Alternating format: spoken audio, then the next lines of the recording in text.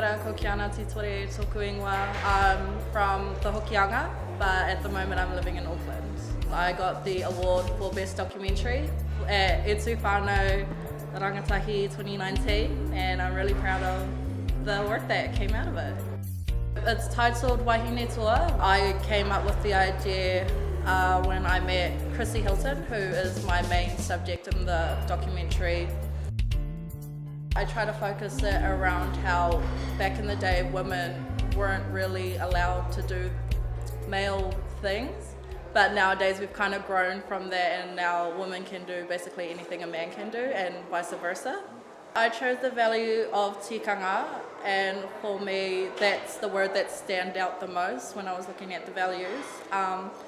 I think that it related to the film in a way that we can accept change now, and I think that is something that we can always see through just everyone, and just accepting change, seeing change, kind of pushing what I think.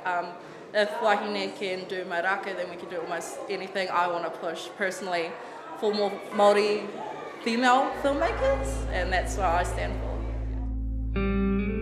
People underestimate how powerful women can be. You know, everyone says it all over the world, but for Māori women, I think that's what's missing these days. They just don't know how powerful they really can be.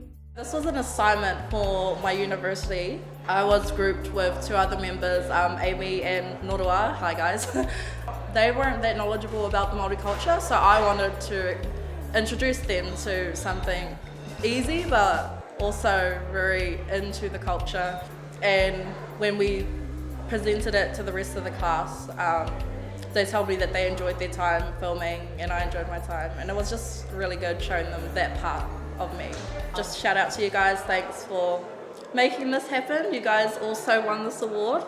Yeah, really proud.